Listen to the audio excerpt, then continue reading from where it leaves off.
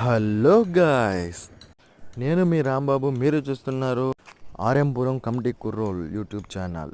Please subscribe చేయండి. ఇప్పుడు మనమైతే వాడ్రేవ్ రూట్కి అయితే కొత్త రోడ్ వేశారు కదా, ఆ రోడ్లోకి అయితే వెళ్తా ఉన్నాం. వాడ్రేవ్ అయితే ఎంత విశాలంగా వేస్తున్నారో చూడండి. రోడ్ అయితే వాడ్రేవ్ బీచ్ దాకా అయితే వేసి ఉంది. మీరు కనుక ఈ రోడ్లో వచ్చి ఉంటే కామెంట్ చేయండి.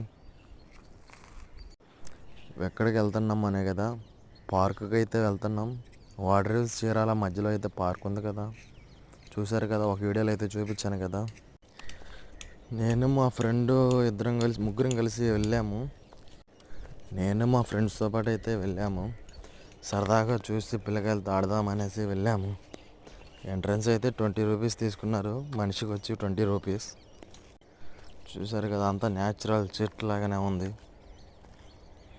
ఇక్కడైతే టోకెన్లు అయితే ఇస్తారనుకున్న, అక్కడికి వెళ్తే అక్కడైతే ఎవరు లేరు. ఈవిడ గారు అయితే టోకెన్గా అయితే ఇచ్చింది. ముగ్గురికి 60 రూపాయలు అయితే తీసుకున్నారు. మీరు కూడా ఏమన్నా పార్కుకి వచ్చి ఉంటే కామెంట్ చేయండి, ఎట్లాగుందో చెప్పండి.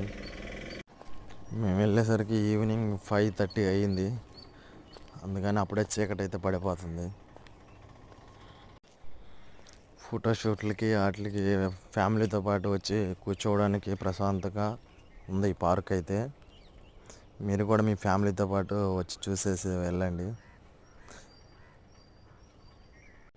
ప్లీజ్ మీరైతే సబ్స్క్రైబ్ అయితే చేసుకొని లైక్ అయితే చేయండి. నాకైతే ఎంకరేజ్మెంట్గా ఉంటుంది ఇలాంటి వీడియోలు ఎన్నో తీయాలని. వీడియోలు తీయాలన్నా ఫోన్ అయితే బాగలేదు, క్లారిటీ అయితే రావట్లేదు. అందువల్ల వీడియోలు అయితే లేట్ అవుతూ ఉంది. అందరూ అయితే ఫ్యామిలీతో పాటు ఎంజాయ్ చేస్తున్నారు.